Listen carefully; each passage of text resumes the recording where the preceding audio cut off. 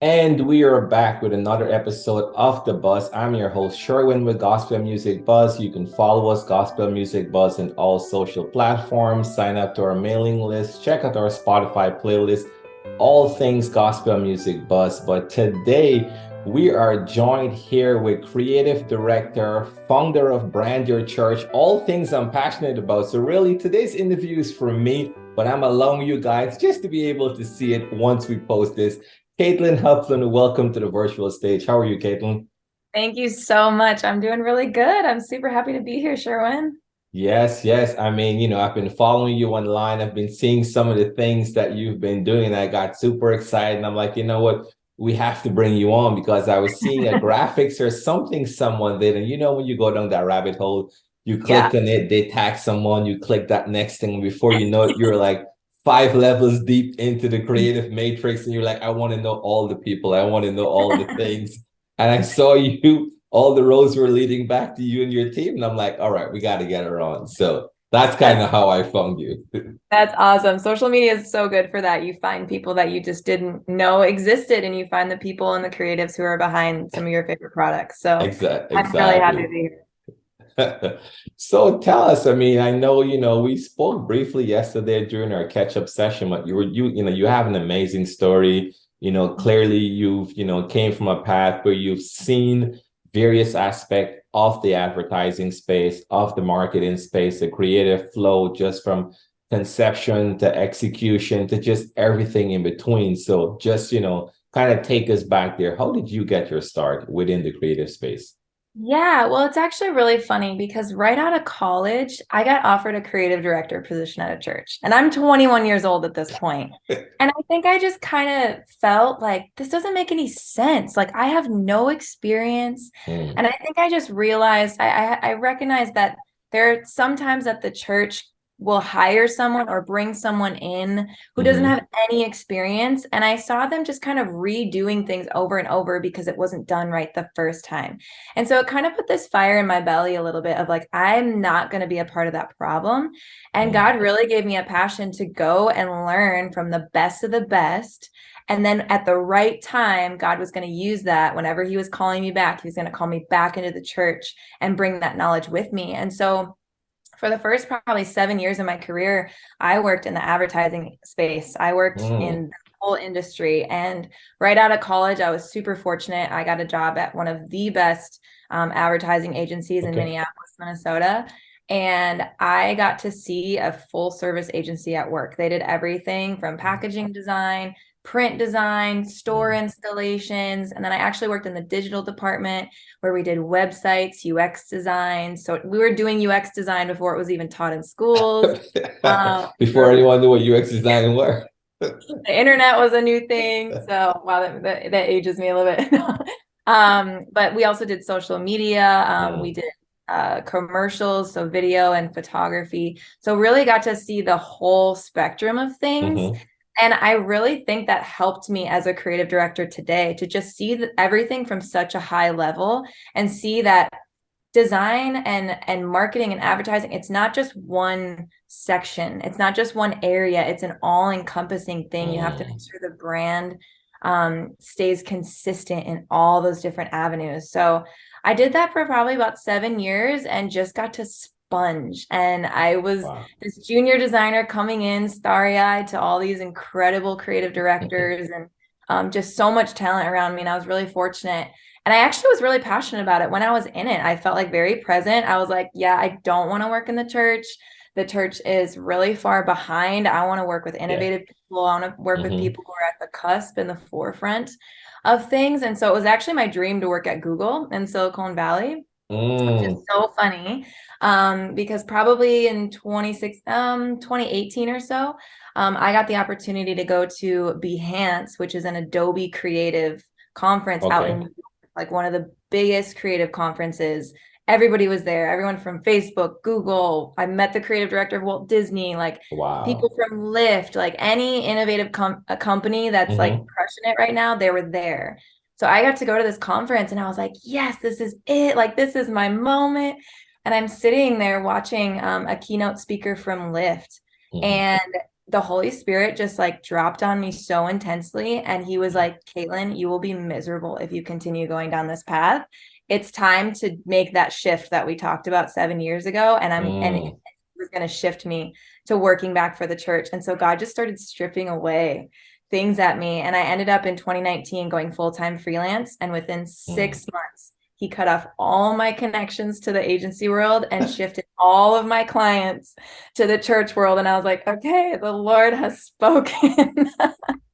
So really since Oh. 2019, I've been running my own business. I've had a huge heart for the church, and it Mm. truly is just my heart's desire. I want to see the Christians and the capital C church Mm-hmm. influencing culture. I'm tired of culture being the thing that's Yeah. influencing everyone and influencing the church. I want to be able to have people look at the church and say, wow, we are created by the most creative being in the entire Yes. universe. Love that. We are anointed creatives. We have the divine insight of the Holy Spirit working in us. And so we should be the most innovative, the most thought-filled, the most creative beings on the planet. And so that's really my heart and my passion, is that people would start to look at the church and be like, wow, look what they are doing. So yeah, that's kind of my background and my story. And Mm. that leads into so many other things and projects I'm a Yeah. part of today. But yeah, I'm right where I'm supposed to be.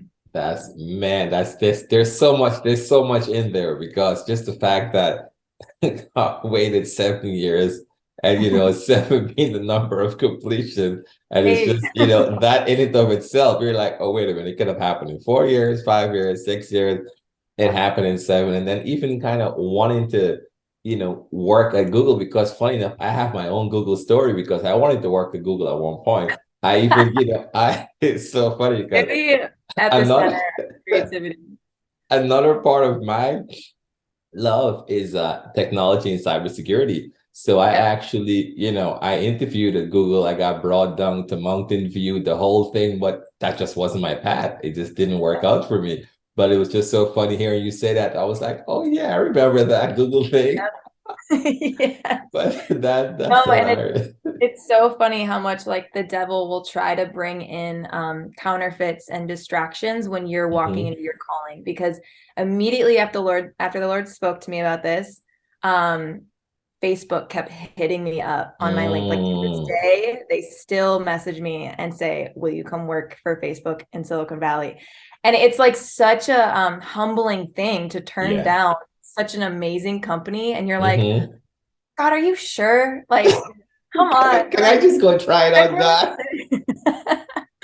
But no, I just have to keep being obedient and trusting that, like, even though Yes. this doesn't make sense, even though, there's way more money on another side of Hmm. things, Hmm. this is where God's calling me to be. And I have to trust that and see where God's going to take me in the next several years. But see, but that's awesome. And I think even as a, and I'm glad you went there, right? Because even as a creative, right, a lot of times, projects will come along, right? And certain projects that may not always align with your viewpoint, you would not align with some of the things. But again, you being a freelancer at the time, freelancing, you got bills to pay. Like, let's just be honest, right? Because when that time ready to pay your mortgage, to pay your rent, everyone is making memes about eggs being so expensive. But Yeah. things that happen. So how do you keep that balance? I mean, I know, a lot of your client base that you're working with now is within the faith-based space, but as you are navigating and getting there, like how did you keep that balance to say, hey, it's not just a job, it's purpose, it's my belief system, is what I represent. Like, how do you navigate that? Yeah, I think I had a mentor just kind of coach me right early on in the beginning of kind of doing the Okay. freelance thing. And he was like, there's a recipe that you should look for in the ideal client. And he said they should Mm. have at least two of these three things. It should be good people, good money, or good work. And so whenever I'm vetting a new person that's coming along and saying, hey, we want you to do branding for this, I'm vetting it in that lens. And I've been fortunate Wow. enough to, even most of my clients, they surpass all three, which is the Wow. ideal. And if you can find someone that has all three of those, but I think I'm Mm-hmm. just really honest with myself. Like, why am I taking on this project? Is it because it's like really good money and it's going to pay off? Mm-hmm. Or sometimes I have clients where it's an amazing work and some amazing opportunities that have gotten me a lot of exposure to more clients that I want to work with, but they Mm. do really horribly. But I think the one thing I don't like to compromise on is good people.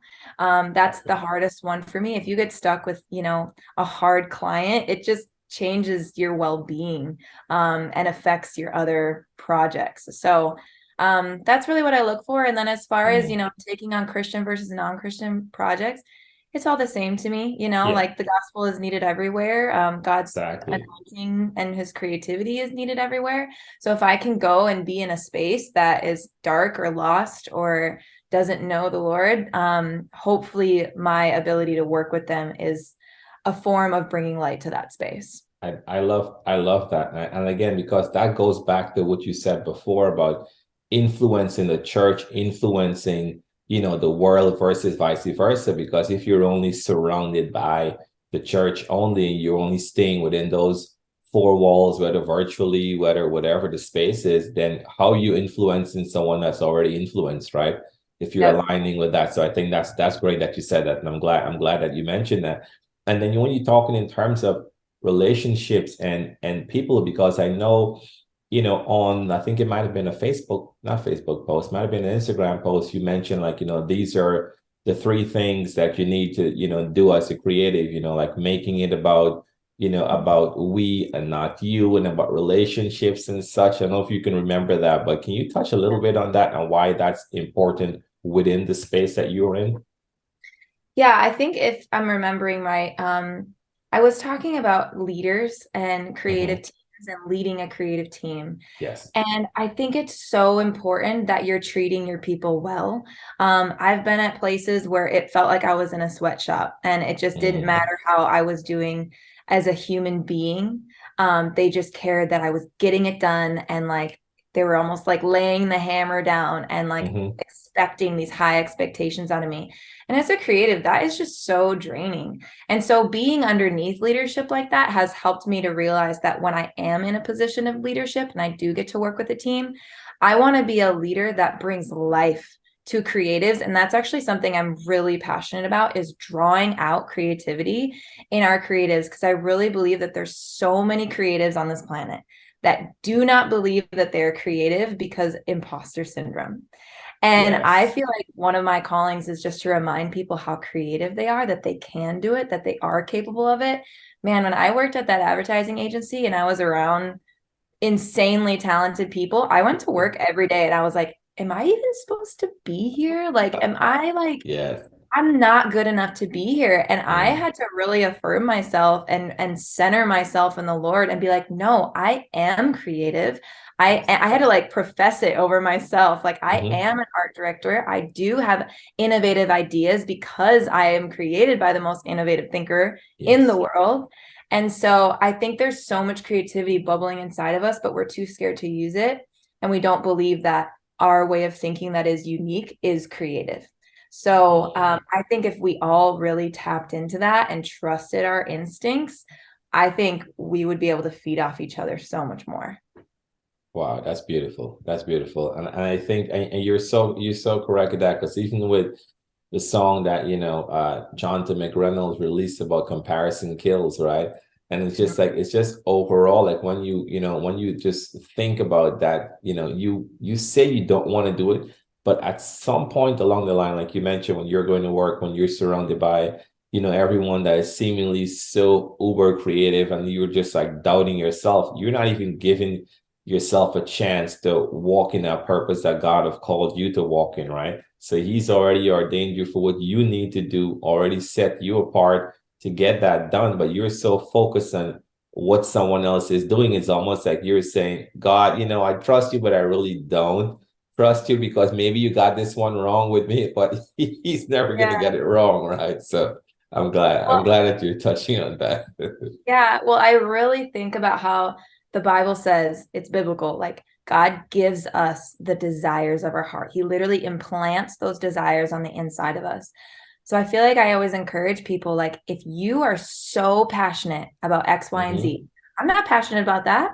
Like, God has clearly anointed you to be able to go forth and do that thing. And I think a lot of people have these desires deep in their belly, and they're like, I want to do this, but am I good enough to do this? Am I, there's all these doubts and these Mm-hmm. fears that are blocking them. And to that, I say, like, absolutely, you are anointed to do that. And I feel like when my creativity really began to flourish, and I really started walking in that, it wasn't until I was, maybe 6 years into my career or so, because I was in my later 20s, Mm-hmm. and I had begun to realize my identity in Christ. And it's Wow. so basic, but it goes back to you knowing your identity in Christ, knowing who God called you to be, getting really in tune with your purpose, and knowing beyond a shadow of a doubt that you're supposed to walk in this way. When I had that conviction, something in me flipped. And Wow. I knew and felt convicted, like, I am supposed to be in these creative spaces because God wants me to be the light here. And once I had that conviction, it was no longer, oh my gosh, I hope I can perform. I hope I can, the creatives have all these different Mm-hmm. insecurities about whether or not they can do it or not. And it just became this conviction of, like, nope, I'm anointed to be here, and this is my ministry. This is my way of worshiping the Lord, is through creating. And I want to flood his worship and creativity in any space that I possibly can. So I think knowing my identity really helped me get out of that classic artist insecurity, and just own that space. Wow. Well, I mean, I'm glad you mentioned that as well, Tura, which kind of leads me now into you're there, you're functioning, you're creating, right? At some point, there may be that feeling of, hey, I'm putting out every day. It could be this project, could be that project. How do you then balance that with refueling yourself? Like, what is that for you? And I know for everyone it's different. For some, it may be sitting in a bookstore, coffee shop, whatnot. But for you, how do you balance as you're constantly giving all the time? Because basically, being a creative, working, serving, doing everything else, after a while, if you don't have proper self-care, you're gonna be no good to yourself. So how do you balance those two worlds? I think it really has to do with you following what gives you life.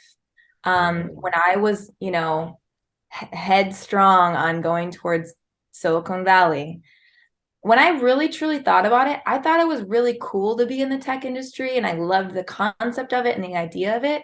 But when it really got down to it, doing UX design drained me a lot. It took a lot out of me, and there were a lot of moments where it just didn't give me life, and I felt really dry, and I felt like my soul was being sucked out of me. And so it's really just as simple as the fact that I started following things that gave me life, and was not worried about the finances. And I really, truly just was like, oh my gosh, I just did that photo shoot. I haven't picked up a camera in 5 years, but that gave me so much life. I think I need to wow. keep doing that. And I was really bad when I started.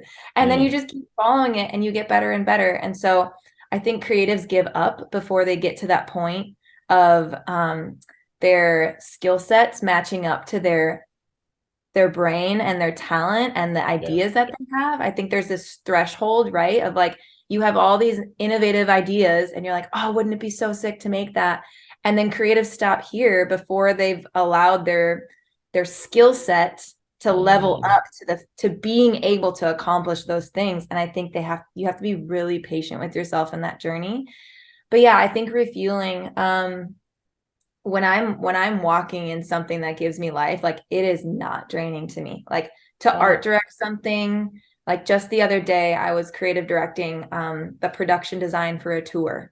And I was like, this is the coolest thing ever. Like, yes, more of this, God. And it goes back to, the choosing your clients wisely. And Mhm. if something's, gonna make me a ton of money, but, like, I hate it, and I know it's gonna drain things out of me, I'm kind of to the point now where I just don't take it on. So I think it's the fact that your yes is just as important as your no, and I love protecting that that. time. Yeah. Love that. Your yes is just as important as your no. Like I said today, guys, this is all for me, but I'm going to share this with you guys. I'm not going to be selfish, all right? I'm going to share this. So this is awesome. I'm enjoying every moment of this right now. I just have to let you know that. That's great. Oh, okay, so you mentioned this store that you just casually, you've worked on a lot of amazing projects from what I've seen going back, but then you just casually glazed over this tour that you did this thing on this tour. Guys, the tour she's talking about is the It's Time tour, right? Like how how was it being a part of that? Because I'm looking at, when the drip started to come out and I'm seeing a lot of the photo shoots and all of the different things. I'm like, oh, wait a minute. Okay, I see Natalie Grant, I see Ty, I see Naomi, I see Ty. Oh, wait a minute. This is going to be mind blowing. And so I'm looking at all of the releases and everything just like baked into this. Like, what was that process? Like someone come to you and say, hey, we want you on this team. This is what we're looking to do. We're looking to touch several cities. We're looking to do all of this. That vision is now presented to you. What do Mhm. you do at that point? Like, how do you now take all of this in, taking all the client's requirement, and then start to just let your brain just start churning out? Like, what was that process like? Yeah, I mean, first of all, this tour is going to be so incredible. I mean, all of these women in one room, like they are just powerhouses. So the fact that I'm able to be on this project is truly such a great privilege. And they chose, that this entire tour is completely women led, which has never really been done before in the music Yeah. industry. It's always, men and women working together, but just Mm-hmm. exclusively these women being able to have a voice. So they really want as much of the team as possible to be females. And so in that moment, they were really looking for a strong female creative director who could come in and, give voice to these ladies. But Yeah. it's been such an incredible project. I really reflect back on probably 5 years ago when I was just praying really bold prayers. I felt like God challenged me and he was like, great, you're asking for patience and wisdom. Amazing. Like, I'm God. Like, what do you want?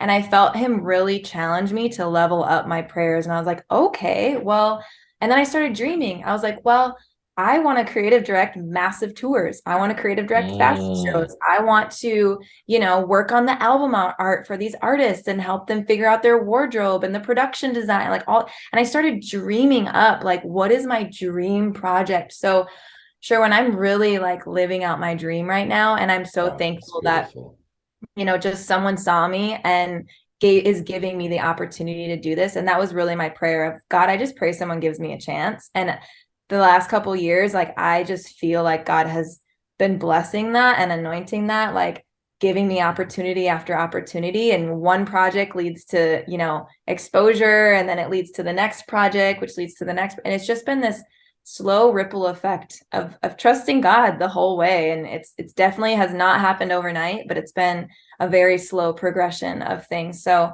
yeah, I'm super thankful to be on this project. That's that's amazing. It's so inspiring, in and of itself, because this also kind of takes me back to when we first began this interview, when you were telling me you started off, 21-year-old, right out of college. You were Mhm. given a creative director, but you had the integrity in yourself that you were like, you know what? I don't think I'm ready to step into that role. Let me go back. Let me go, learn. Let me go acquire all the necessary tools and whatnot so that when I come back into this role, I'm gonna know that I belong in this role. I'm gonna know that, God can trust me with these big dreams, with these big prayers, with everything so that I can help to fulfill that. So I think that in and of itself is telling me that even others that are out there, like, hey, if you feel that you're given that opportunity, but maybe you need to go and get the necessary mentoring, because you mentioned mentoring, which I think is huge. You get the necessary mentoring, the necessary training, and so forth. Those big opportunities will be out there, right? You will be able to step into those, those big seats and whatnot. So I think it's just great just to see that just living out and just seeing all this. Because again, being on the side where I'm standing on, whenever, the various, social media managers and marketers and such reached out and they were like, hey, we're going to be dropping this store. Here is this, here is that. Every time I receive a new piece of asset, I'm always blown away. I'm like, oh, wow, this is super creative. I want to know who did this. I want to know that. I want to know that. So it's Oh, just, it's been awesome. oh, that's amazing. It's honestly been a really quick timeline. So it's really challenged me from a creative standpoint of, we have a week to kick something out and we don't have, the necessary time to vet things. So it's really just been a trust fall. And yeah, I'm just so thankful everything came together when it did. And the promo shoot photos are incredible. Hannah Burton did those. Um, Mm, she's one of my favorite photographers, and wow. I think she just crushed it and did an incredible job. And so she gave me some incredible assets to work with when building that out from a visual perspective. So I'm just thankful that it's all rolling out now and that we get to see it all in the wild. That's great. You mentioned time just now, right? Now, as a creative, when you're given different things, when you're viewing timelines, time management, like how do you view, again, I know some individuals prefer to just crank things out and they're just, hey, I'm gonna take a 2 hour nap and I'm gonna crank everything out for hours. Like, years ago, maybe you would have seen me doing that. Now I feel like, I need at least 5 hours a night. I need something decent enough. Like I'm not doing I get that. my sleep. I definitely do that. I don't scrap on that. But how do you like how important is time management for you, for your team, when you're tackling things, when you're setting deadlines, when you're working through, like how important is that? And what are some of your, I guess, time management techniques or tools or platforms? Like what are some things that have helped you in this process? Yeah, I think time management is definitely super important. If you don't know when a deadline is, I think it's really important to know at the beginning of the project, okay, what are all of the deliverables? Like, I like to have as much clarity on that as possible. If I don't have clarity on that, it stresses me out because then I find out the day of that something was due. And I was like, oh my gosh, I have to kick this out. So, full transparency, the main tour graphic, I found out the morning that we were launching that, oh, Mm, I need a graphic with all the tour dates. So I mean, I had other things in the work, but it was like I kicked that out in an hour and then they went live an hour later. And I was like, wow, I wish I would have, known about that sooner. yeah, yeah. But sometimes it just happens like that. Mm, And so as much as you can be on top of it, I think project managers are the biggest blessing and godsend to creatives. I'm always yeah. an advocate for project managers because it really takes the left and right side of your brain to be able to think through Mm, both. And sometimes that's not efficient. You can do it. And I see a lot of creatives are required to do it, but it does make things a lot more inefficient. So if there's a creative team out there, my biggest form of, advice is get a project manager so that your creatives can be creative. But project really manager. at the beginning of a project, as far as like process goes and like, okay, how would I Hmm. tackle a project like this? Really, the first thing that I do, and I ask every single one of my clients this, is what do you want this tour, this brand, this Hmm. X, Y, and Z that they're working on? What do you want people to feel when they come in contact with that thing? What do Okay. you want them to leave? What impression do you want to leave on them? What emotions? Because creative and visuals, it's really an emotional thing. You don't realize it, but that Mm, ad is giving you an emotion about something. So what do you want people to feel and experience when they encounter that thing? And if we can hone in on that and help give them their mission statement and their vision statement, and we uh-huh. can always, it helps us to always bring the creative back to that space. So I like to stay in that land, to really define what that is. And then when I'm mood boarding and creating different things, I always vet every single thing that's on my mood board. Does it give me that feeling? Does it give me that feeling? I'm always going back to that. And I think that's how brands, get off track, is by not having that like North Star compass to Yeah. always bring it back, because I think it's very easy for a client, even creatives to see something a few weeks in and see a shiny object and get really excited because it's something new that they've seen and like chase that when really it has nothing to do with what you said in the beginning, when you had a clear headspace of what you said you wanted to execute and create. So I always like to stay in that, like, I want to make sure I nail that. And then once the client has seen my mood board and seen, the intention of where I want to take the graphics and the Mm-hmm. brand, and they sign off on it and they're like, yes, that's the feeling I want it to feel like, then creating it from there should just be a bit more of a breeze, because you have that clarity and you're not, throwing a dart at a dartboard with no bullseye. So I think it really helps to nail down the next phase, which is the exploration phase. At that point, I just explore and I play and I try different things. And I teach a branding course in my Brand Your Church offerings. And one of the things I share is the brainstorming process is like a crescendo and a decrescendo. And it's perfect that we're on a music podcast right now, because really it is like crescendo is like, you're expanding and you're not shutting down any ideas. Like any and Yeah. all ideas are welcome.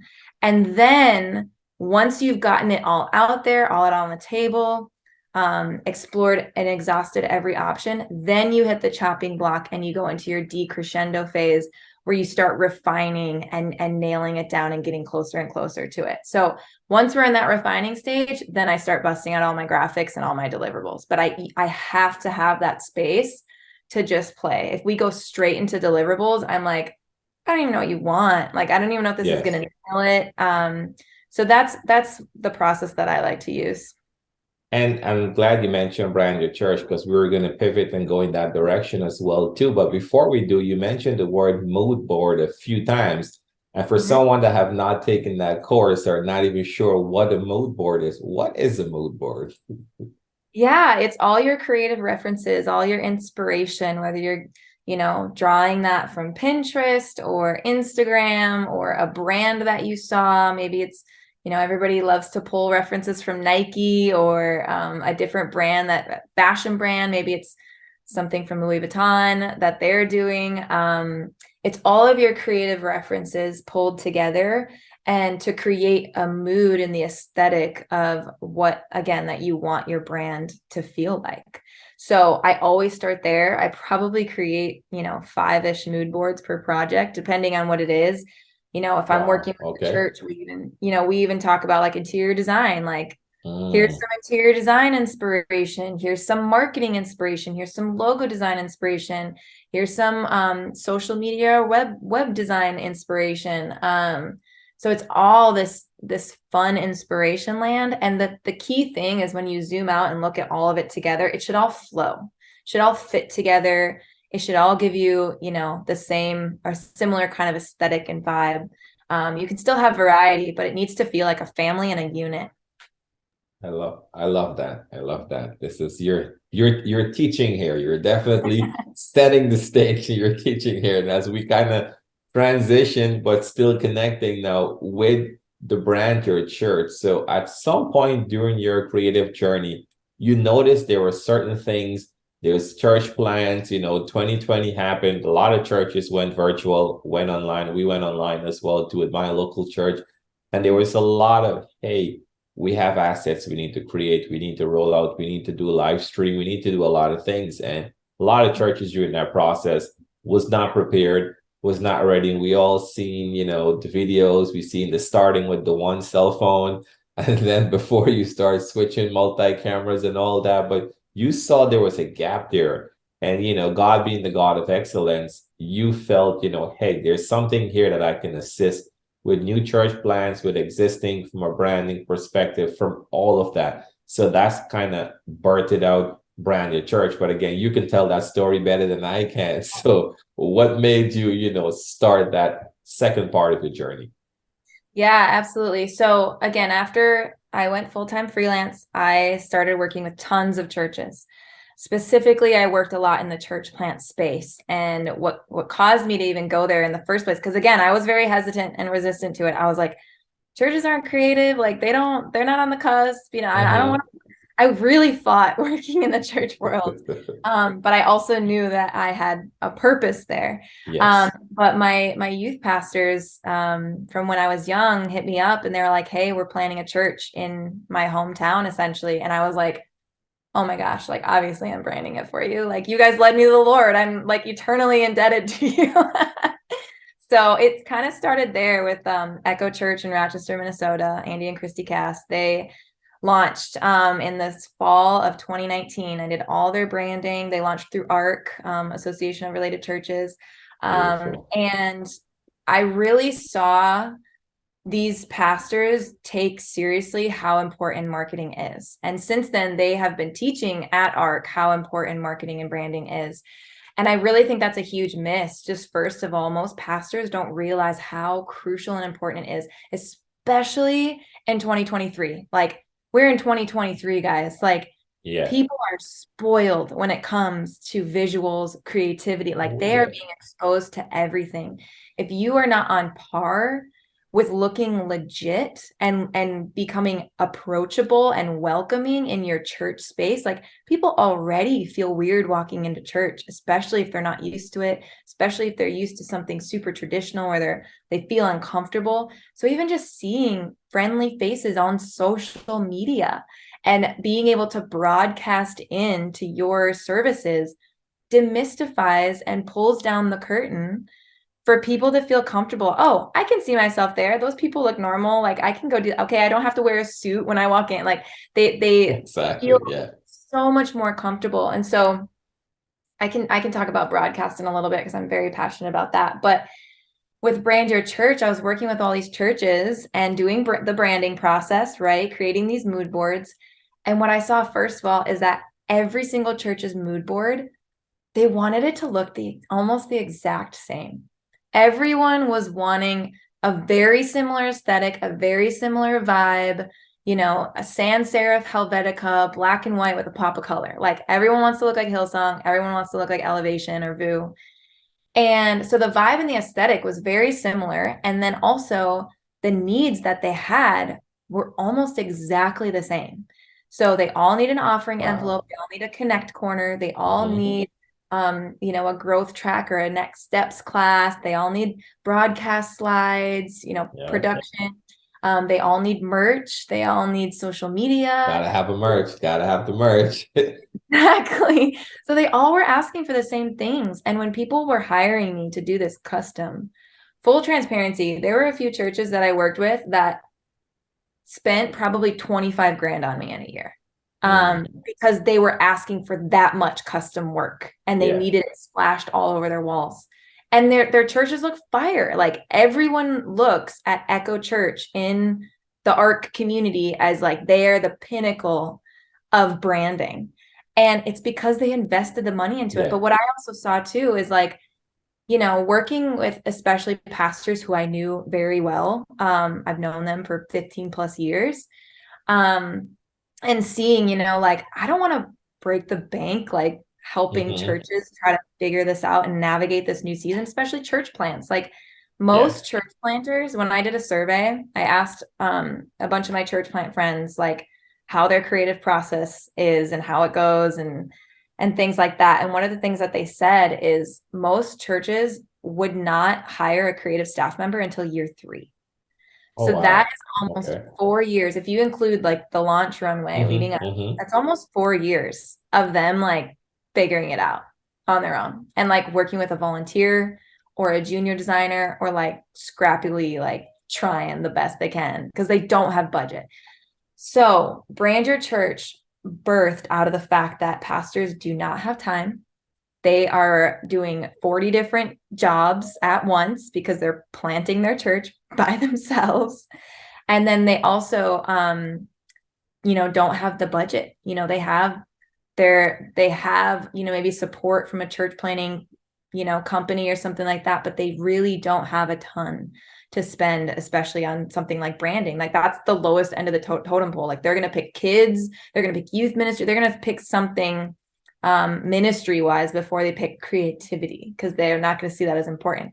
So anyways, Brand Your Church is taking all this experience I learned from this custom design world where I saw probably 60 different deliverables that every church needed. And I created templates for that. So rather than buying my services, you're buying products that will get you 90 to 95% of the way there. Wow. And all they need to do is apply their fonts, their colors, their logos, their brand language, and send it all to print. And so our tagline is customizable resources for you to brand your church in just a few weeks. It's the church planner's fast track to a fully branded church. So really, when you buy the brand your church resources and you buy that whole package, your whole church is going to be planted or branded for about the first year at a fraction of the cost.